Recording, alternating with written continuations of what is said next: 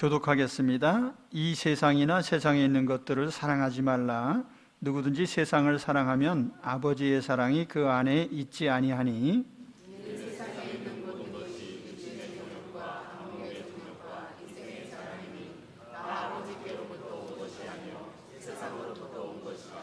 같이 봅니다. 이 세상도 그 정욕도 지나가되 오직 하나님의 뜻을 행하는 자는 영원히 거하느니라. 아멘. 세상이나 세상에 있는 것들을 사랑하지 말라. 오늘 말씀 제목입니다.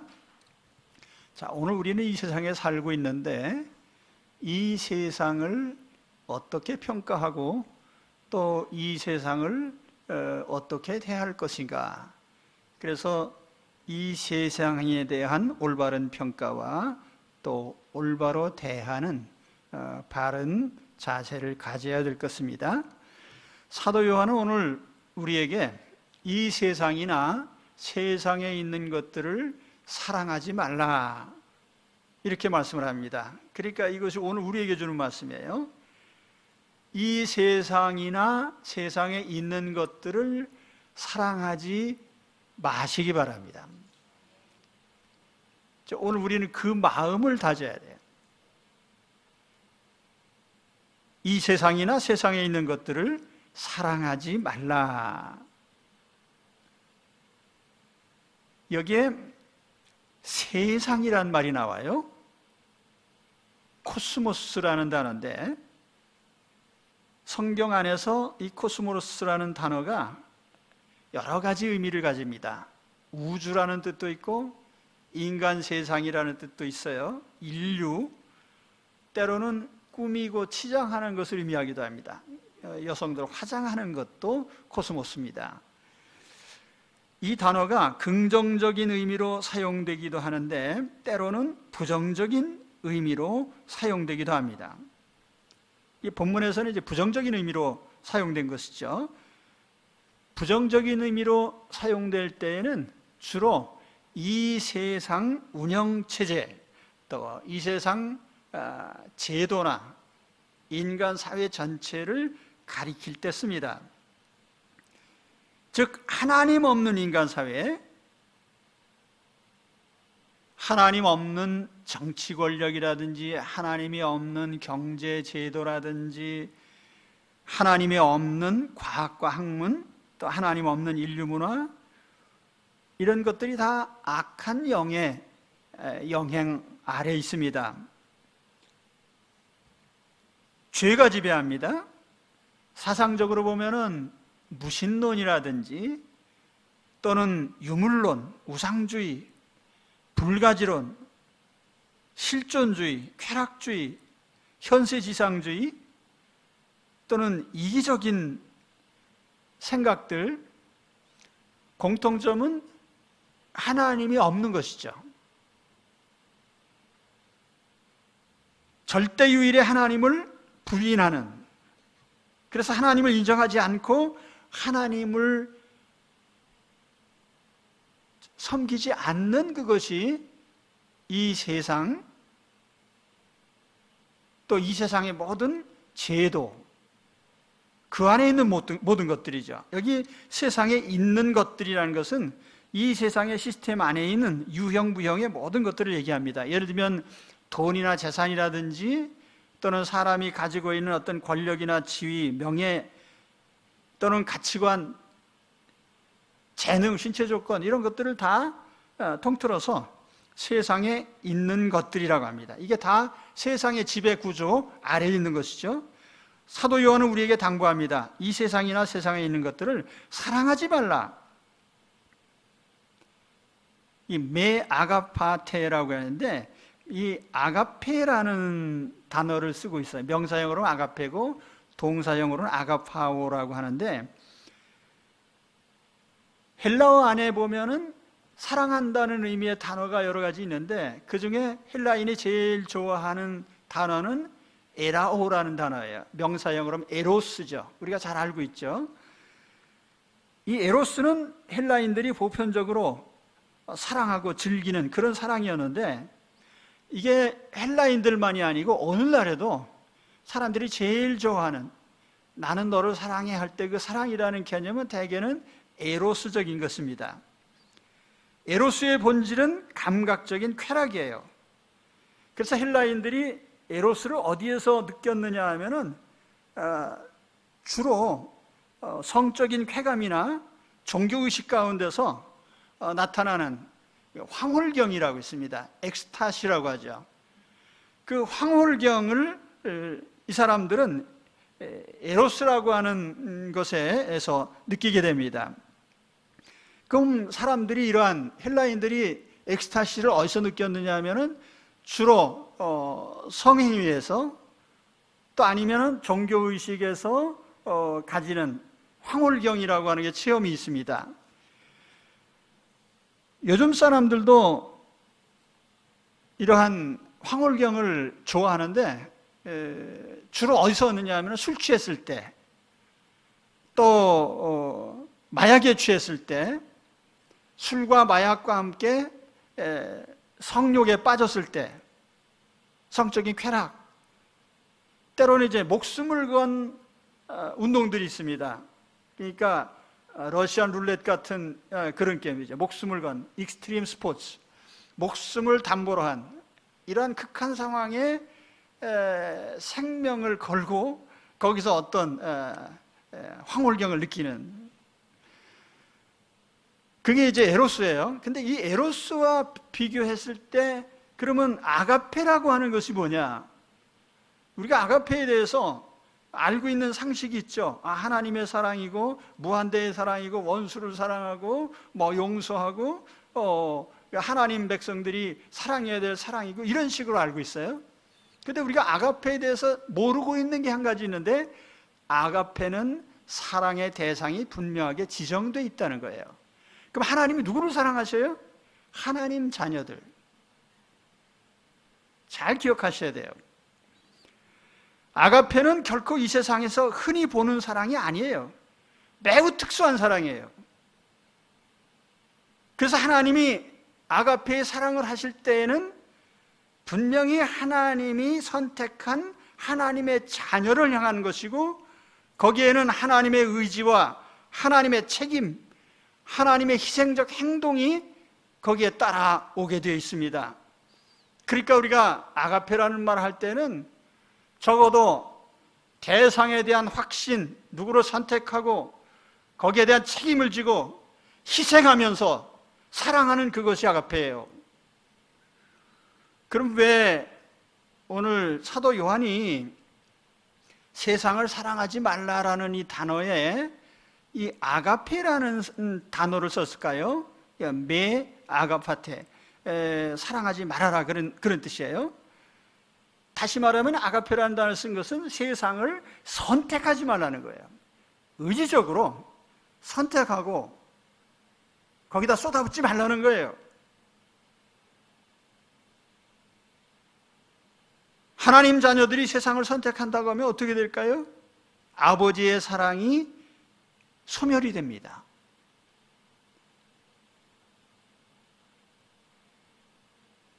세상을 사랑하지 말라 하는 이 말씀 속에는 세상을 선택하지 말라고 하는 강한 의지가 포함되어 있어요.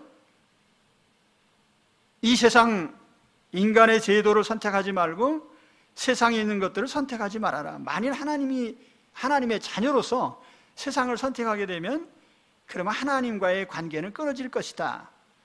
그래서 오늘 말씀에 누구든지 세상을 사랑하면 아버지의 사랑이 그 안에 있지 아니하니, 세상을 선택했으니까 당연히 하나님은 외면하게 돼 있죠.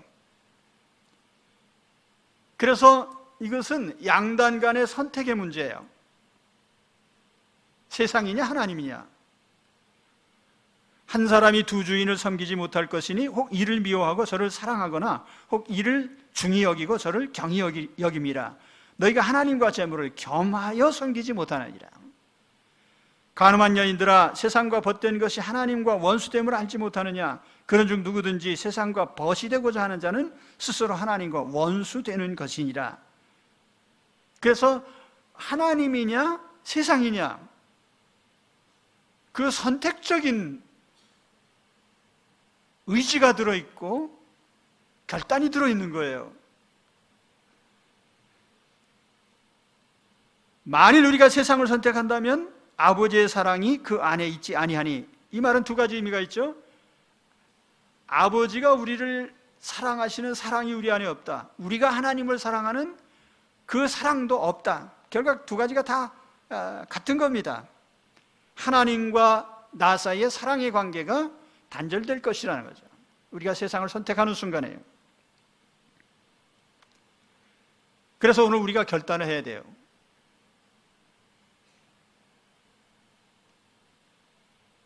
이 세상을 선택할 것인지 하나님을 선택할 것인지. 이 세상을 선택한다면 더 이상 하나님과의 관계는 지속될 수 없습니다. 사랑의 관계가 끊어집니다. 물질 세계가 나쁘다는 뜻이 아니에요. 다만 이 인간 세상이 우리 하나님을 섬기는 사람들에게는 하나의 함정이요 올무가 될 수 있다는 거죠. 그래서 우리는 이 세상의 함정에서 빠져나와야 됩니다. 자, 그러면 우리를 유혹하는 이 세상의 함정이라고 하는 것이 무엇일까? 오늘 사도 요한이 구체적으로 세 가지를 얘기합니다. 16절 상반절에 보면 이는 세상에 있는 모든 것이 육신의 정욕과 안목의 정욕과 이생의 자랑이니. 세 가지가 나오죠. 첫째는 육신의 정욕입니다. 육신의 정욕,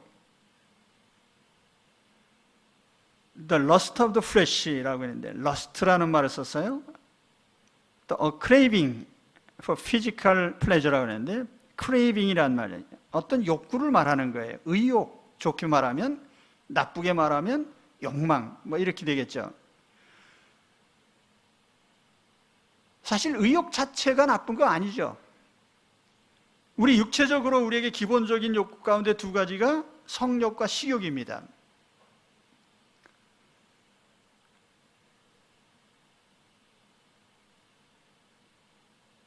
만일 우리에게 식욕이 없다면 어떻게 될까요?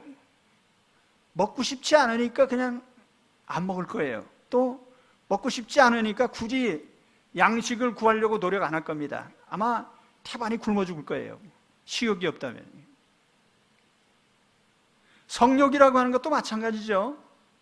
이성에 대한 호감이라든지 또는 부부간의 친밀감이라든지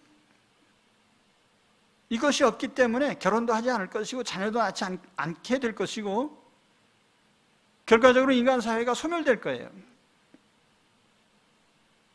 그래서 육체 욕망이라고 하는 것은 하나님이 주신 일종의 의욕이죠. 그런데 이것은 반드시 제어되어야 됩니다. 통제가 돼야 돼요. 만일 우리가 성욕을 제어하지 않을 때 어떤 일들이 벌어집니까? 내 자신에게뿐 아니라 다른 사람에게 막대한 피해를 줍니다. 그래서 하나님은 이 성관계를 맺지 말아야 될 대상을 아주 명백하게 명시하셨어요. 레위기 18장에 보면은 예를 들면 근친상간이라든지 타인의 배우자라든지 동성 간의 관계라든지 동물과의 관계라든지 이러한 것들에 대해서 명백하게 명문화시켜서 금지시키셨죠.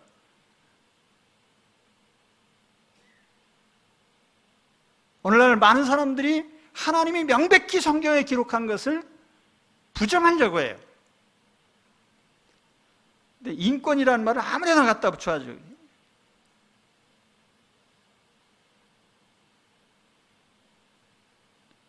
인간의 욕망에 의해서 인류가 소멸된다 해도 인권이 중요합니까?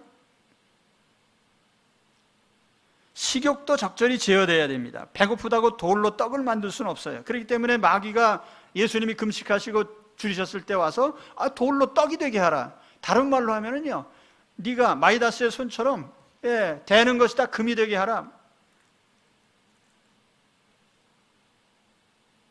사기, 도박, 절도, 강도 이게 다 절제되지 않는 육체의 욕망 때문에 나타나는 것들이에요. 그래서 사도들은 반복해서 육체의 욕망을 제어하라는 말씀을 했어요.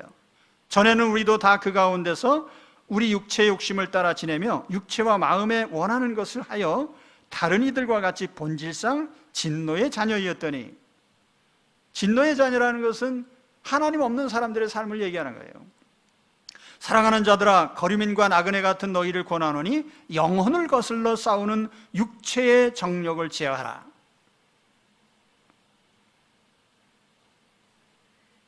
오늘 우리는 육체의 욕망들을 제어를 해야 됩니다. 그래야 우리가 하나님 대신 세상을 선택하는 일이 없을 거예요. 두 번째는 안목의 정욕입니다. 안목의 정욕.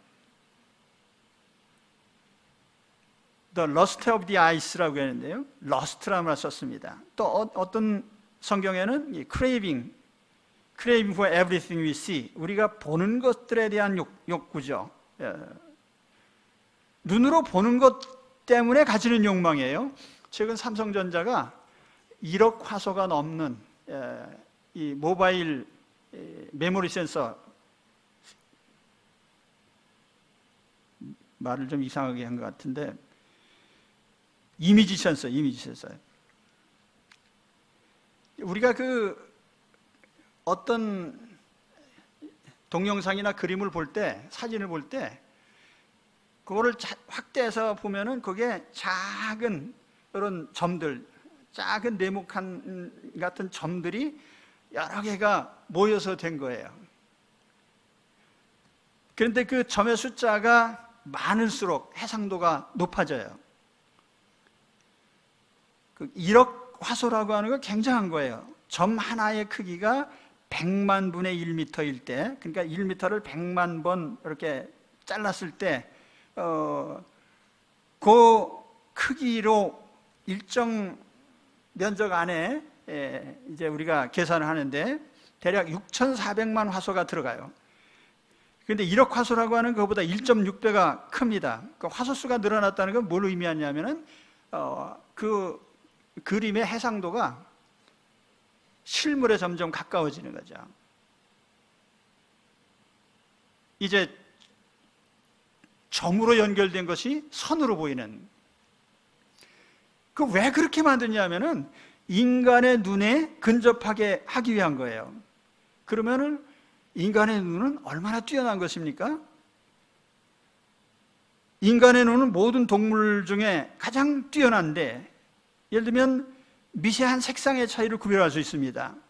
움직이는 물체를 정확히 포착할 수 있고, 또 사람의 눈의 시야각이 좌우로는 140도, 상하로 80도를 볼 수가 있어요. 그러니까 우리가 야구 구경을 하는데 야구장 전체를 보면서 동시에 선수의 움직임을 식별해낼 수 있는 굉장히 놀라운, 카메라가 고급화될수록 인간의 눈에 근접하게 하려고 하는 거예요. 인간의 눈이 뛰어나다는 것은 그만큼 눈으로 보는 욕망이 크다는 뜻입니다. 사람들은 그래서 보고 싶어하고 보여주고 싶어해요. 여자들이 왜 화장을 하죠? 보여주려고. 혼자 있을 때 화장 안 하죠. 보는 사람 없는데 뭐.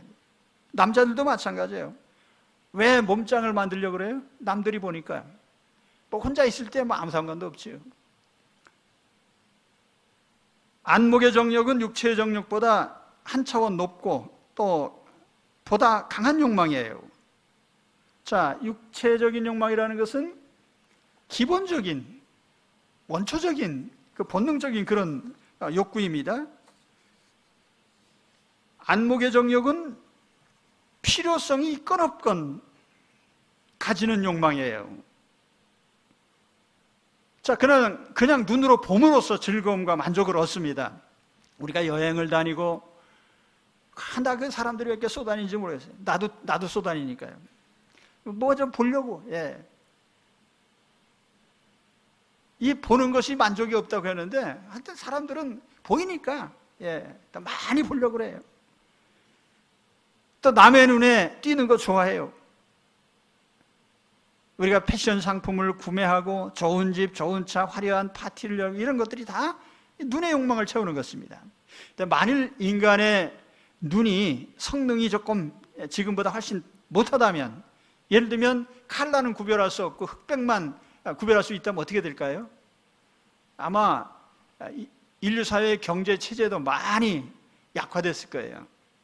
지금 전 세계를 움직이는 이 물류들 가운데 예를 들면 의류라든지 뭐 장식품들, 거기에는 뭐 가재도구, 가전제품, 뭐 모든 것, 디자인이라는 개념이 아마 그다지 발전되지 않았을 거예요.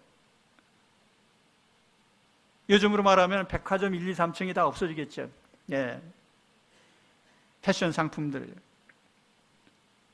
마귀는 인류의 시조를 유혹하기 위해서 인간의 눈을 사용했어요.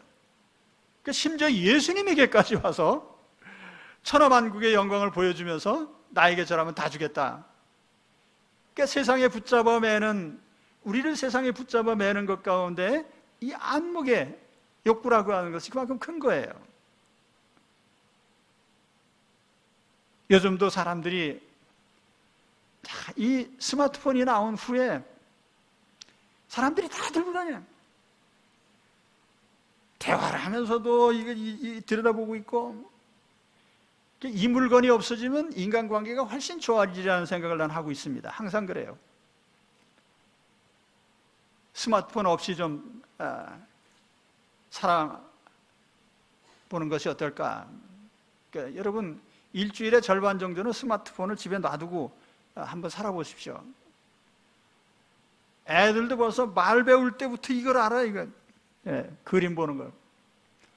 그러니까 엄마 아빠들이 애 보기 싫으면 그냥 이거 틀어갖고 갖다 놔줘요. 조용히 앉아있지, 그러면. 애를, 그따위로 애를 보면 안 돼요.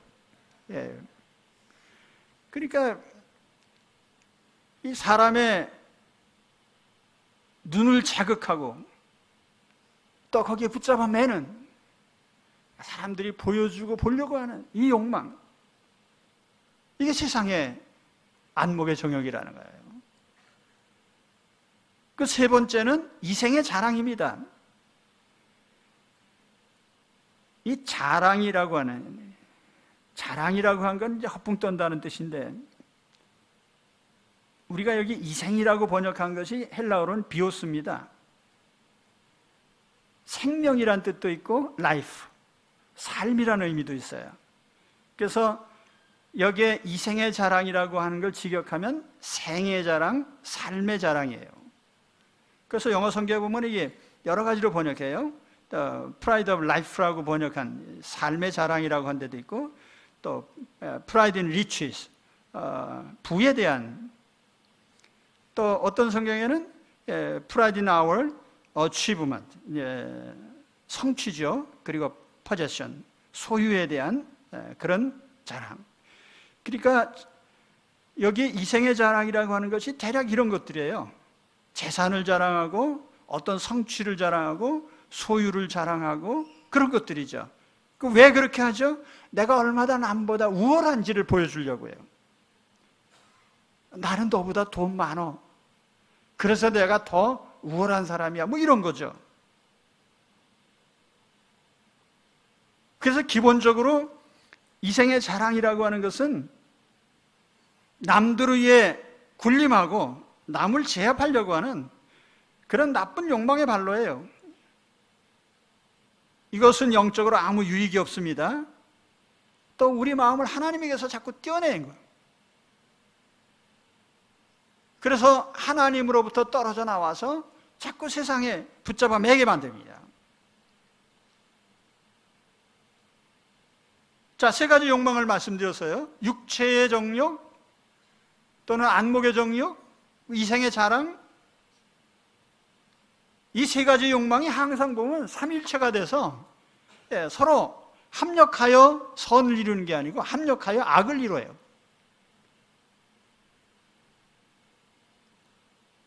창세기 3장 6절에 마귀가 하와를 유혹할 때 이와 같이 3종 세트가 합력하여 악을 이룹니다. 그래서 창세기 3장 6절에 보시면 여자가 그 나무를 본즉 먹음직도 하고 보암직도 하고 지혜롭게 할 만큼 탐스럽기도 한 나무인지라, 이렇게 성경이 말씀하는데, 첫째 식욕이죠. 먹음직. 이 먹음직이라는 말을 영어 성경에는 이 good for food, 좋은 음식처럼 보였다는 거죠.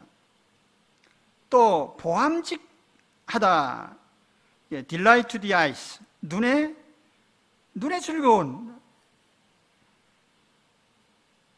눈을 즐겁게 해주는, 또 지혜롭게 할 만큼 탐스러웠다, 지혜를 줄 만큼 충분히 이건 지혜를 줄 수 있어라고 그런 생각이 들 만큼, 그런 열매였다는 거죠. 그러니까 마귀가 어떤 우리의 육체적인 정욕, 안목의 정욕, 이생의 자랑을 통째로 묶어서 하와한테 다 넣어준 거예요.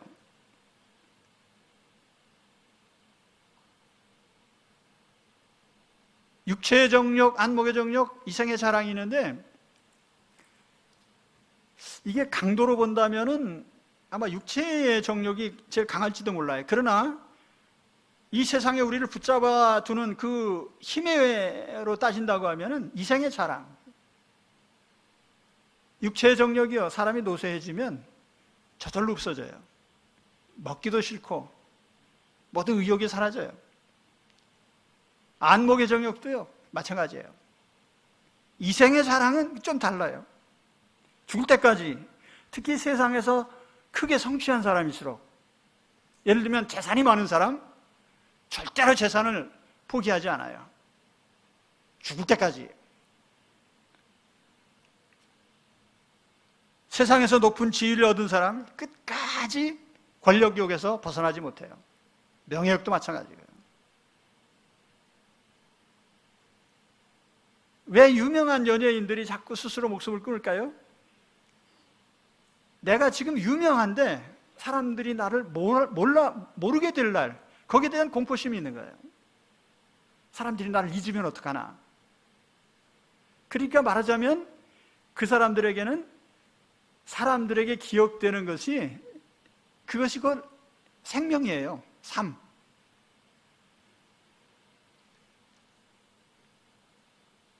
그래서 성경에도 보면은 어리석은 부자 청년, 다 돈이 많아가지고 할 수 없이 예수님을 버리고 재산을 선택하잖아요.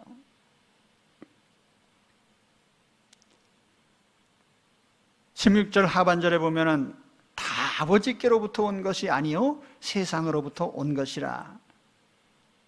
육신의 정욕도 안목의 정욕도 이생의 자랑도 다 출처가 하나님으로부터 온 게 아니에요. 세상으로부터 왔다. 여기 세상으로부터라고 하는 세상이란 말이 또 나오는데, 이것은 악한 마귀로부터, 마귀가 지배하는 이 세상 체제로부터 온 거예요. 이 세상은 하나님 없는 시스템입니다. 근본적으로 하나님을 배척하는 구조 속에 있습니다. 보십시오. 이 세상 정부가 하나님을 두려워합니까? 경제단체가 하나님을 인정합니까? 유엔과 같은 국제기구가 하나님을 인정합니까? 자연과학이든 철학이든 예술의 세계든 모든 세력들이 다 무신론의 토대 위에 자리 잡고 있어요. 그렇기 때문에 하나님의 자녀들은 이 세상의 구조 속에서 빠져나와야 돼요. 이 세상에 있는 것들에 대해서 일말의 애착도 갖지 마시기 바랍니다. 한 10분 정도가 아멘 하셨네요. 여러분, 이 세상에 있는 것, 우리가 이 세상에 살고 있지만 이 세상이나 이 세상에 있는 것들로부터 우리 마음을 떼어내야 돼요. 그리고 하나님께로 향하시기 바랍니다. 아까 아가페 말씀드렸죠? 대상이 지정되어 있어요. 세상으로부터 하나님을 향해서 우리의 사랑의 방향을 바꿔야 됩니다. 자, 그러면 그렇게 해야 될 이유가 뭐죠? 오늘 말씀에 보니까 이 세상은 지나간다. 너무나도 당연하고 또 옳은 말씀이에요. 이 세상은 지나갑니다. 내가 가만히 있어도 세상은 지나가고 또 나도 지나가요. 이 세상도 그 정욕도 지나가되, 여기 지나간다고 하는 단어가 이제 현재형으로 되어 있는데 어떤 영어 성경에 보면은 현재 진행형으로 번역을 했어요. is passing away, is fading away. 말하자면 통과 중이라는 것이죠. 멈춰 서 있는 것이 아니에요. 자, 우리가 여행하다가 잠시 호텔에 머물렀어요. 그때 제가 어디 여행을 가려고 했는데 공항에서 비행기가 지연이 되는 바람에 하루를 재워주더라고요. 힐튼 호텔이라고 하는 곳에서 자는데, 나 머리털 나고 그렇게 좋은 호텔에서 처음 자봤어요. 야, 여기 한 1년쯤 살면 좋겠다. 근데 그렇게 못하죠. 다 그냥 하룻밤 자고 지나갑니다. 아무리 좋아도요.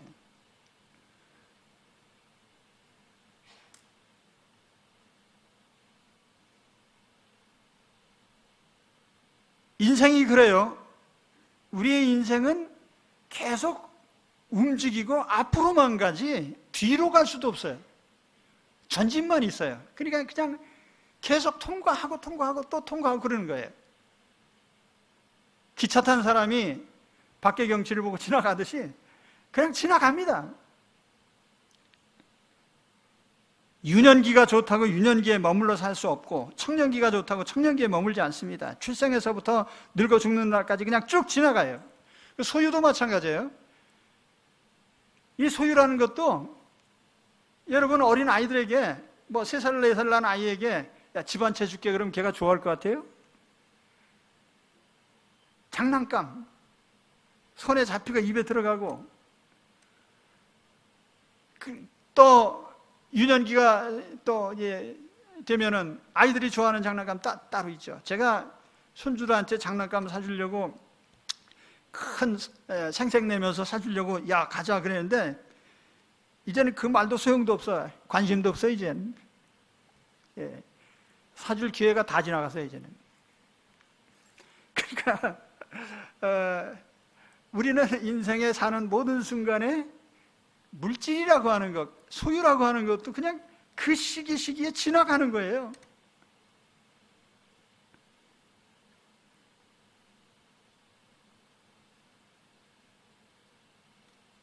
요나 선지자가 떼약볕 아래, 햇빛이 얼마나 뜨거워요. 중동 집안이. 바그다드 지금 47도 50도 그렇더라고요. 근데 거기에 뜨거운 햇볕 아래 앉아 있다 보니까 너무너무 괴로웠어요. 근데 하나님이 박넝쿨 하나를 딱 주셔가지고 박넝쿨이 자라서 그늘을 딱 만들어주니까 좋아가지고 요나가 그 박넝쿨을 애지중지 막 이렇게 좋아했는데, 좋아하는 순간에 벌레가 나타나더니 밑둥지를 싹둑 갉아먹어가지고 시들어졌어요. 햇빛이 도로 쨍쨍 내리쬐다. 그러니까 요나가 하나님 앞에 이제는 족합니다. 나를 죽여주소서. 여러분, 죽여달라고 기도를 하지 않아도 저절로 죽습니다. 그러니까 우리가 또 하나님이 때가 되면 보내주시고 때가 되면 들어가시는데, 또 때가 안 됐는데 또 죽여달라고 한다고 해서 또 죽는 것도 아니야. 하나님이 때가 돼야. 요나의 박넝쿨이라고 하는 것은 상징적으로 우리가 이 세상에서 좋아하는 것들입니다. 사실 요나는 어떤 면에서 보면은 니느웨 사람들, 거기에 12만 명의 수많은 사람들은 미워하고 박넝쿨 하나는 애지중지하고, 이게 좀 모순이죠. 그러니까 우리가 세상에서 좋아하는 것들이 대략 그런 것들입니다. 다 지나가요. 돈도 재산도 유명세도 아름다움도 다 한때죠. 제가 전도서 12장을 읽을 때마다 늘 감동을 받아요. 하나님은 참 유머가 많으신 분이다. 전도서 12장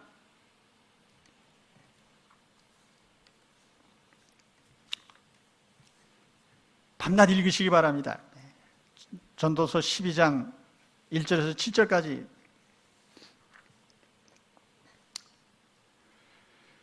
너는 청년의 때에 너의 창조주를 기억하라. 곧 곤고한 날이 이르기 전에, 나는 아무 낙이 없다고 할 해가 가깝기 전에, 해와 빛과 달과 별들이 어둡기 전에, 빛 위에 구름이 다시 일어나기 전에 그리하라.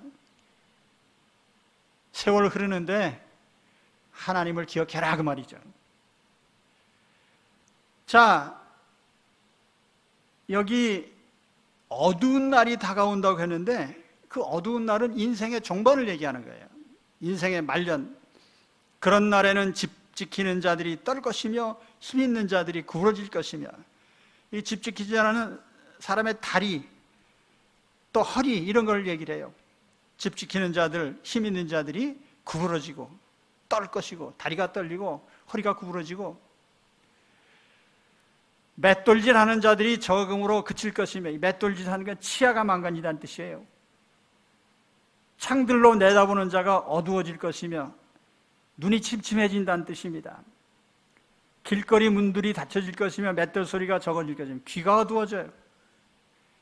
새 소리로 말미암아 일어날 것이며 불면증입니다. 음악하는 여자들은 다 쇠해질 것이며 목소리, 목청이 쇠약해진다는 뜻이에요. 또한 그런 자들은 높은 곳을 두려워할 것이며 길에서는 놀랄 것이며, 다니는 것 자체가 힘들어요. 살구나무가 꽃이 필 것이며 머리가 허해지죠. 메뚜기도 짐이 될 것이며 도대체가 힘든 일을 할 수 없어요. 정욕이 그치리니 이는 사람이 자기의 영원한 집으로 돌아가고 조문객들이 거리로 왕래하게 됩니다.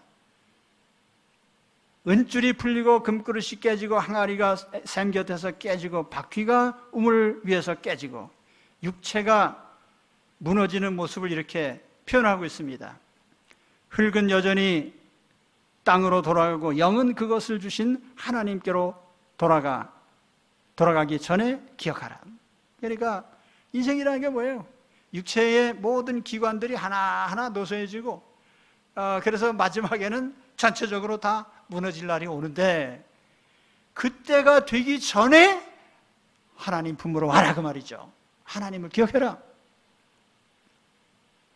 자, 우리 육체가 구하는 것들이 현세라고 하는, 이 세상이라고 하는 것들이 그런 존재인 거예요. 그러니까 우리는 거기서 눈을 띄고 마음을 돌려서 하나님을 향해야 돼요.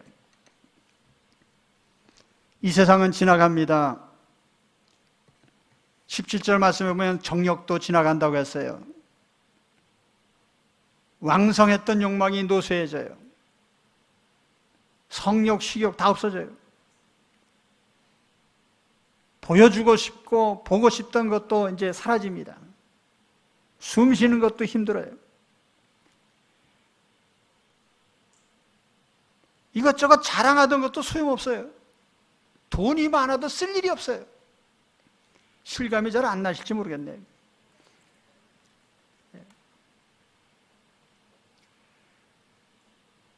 예, 80세 생일날 친구들 모였을 때 생각해 보십시오.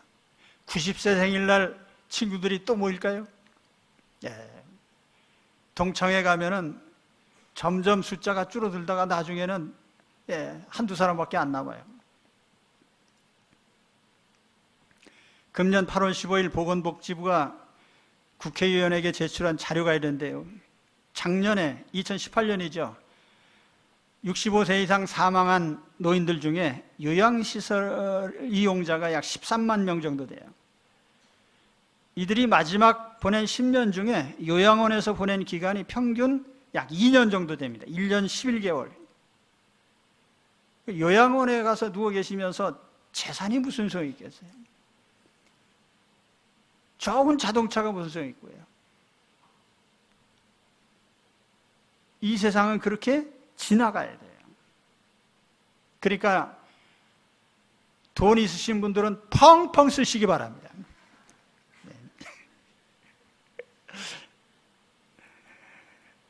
예, 조금 더 지나면은 뭐 차 타고 전국 일주 못해, 이제 연세들은. 그러니까 있으실 때 다 쓰셔야 돼요.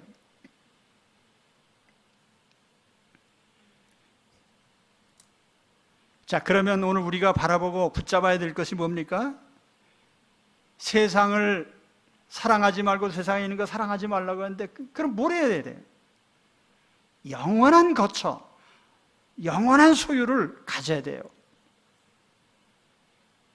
우리의 영원한 거처는 하나님 나라 천국입니다. 우리가 영원히 소유해야 될 것은 하나님, 영생, 성령의 은사들, 이런 것을 얻기 위해서 우리가 해야 될 일이 뭡니까? 17절 하반절에 보면은 오직 하나님의 뜻을 행하는 자는 영원히 거하느니라. 하나님의 뜻을 행해라.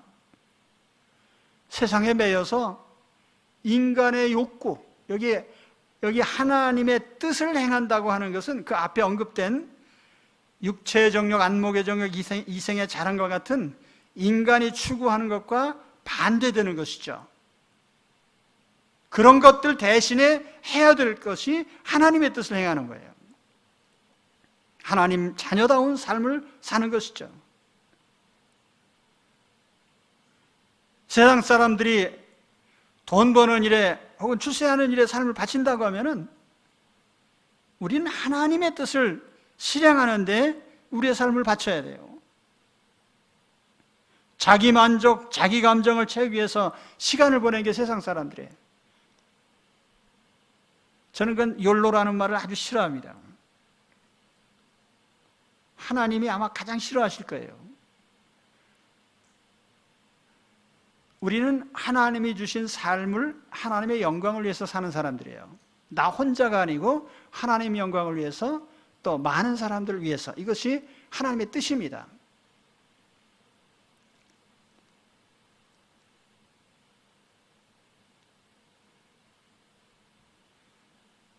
오늘 내 인생이 얼마나 남아있든지 우리는 이제 하나님 나라에서 살 준비를 해야 됩니다. 이 세상의 모든 유혹과 함정에 빠지지 마시고요, 빠져나오시기 바랍니다. 그래서 우리가 나그네처럼 담담하게 이 세상을 그냥 통과하면서 사시면 돼요. 우리가 하나님 나라, 하나님 품, 천국을 바라보면서 그것이 우리가 영원한 거처니까, 또 그곳에서 우리의 모든 최종적인 우리의 인간의 모든 행복이 다 거기에 준비되어 있잖아요.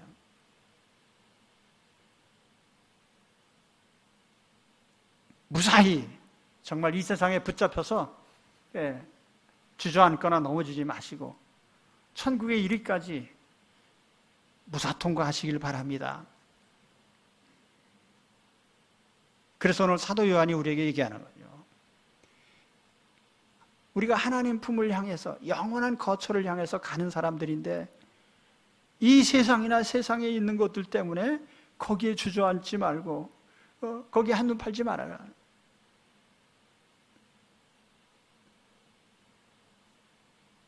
혹시 모르겠습니다. 오늘 우리 교회 나오실 때 이 세상적인 문제들 때문에 크게 걱정하면서 오신 분들이 계시다면 걱정하지 마시기 바랍니다.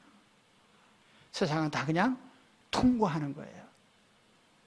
여러분, 지나가는 길에 뭐 하나 딱 봤다고 해서 그게 내 인생에 무슨 문제가 됩니까? 그래서 오늘 하나님 품 안에 있는 영원한 거처를 바라보시면서 하나님 자녀답게 천국 나그네다운 그런 당당한 삶을 사시기를 우리 주의 이름으로 축원합니다. 기도하겠습니다.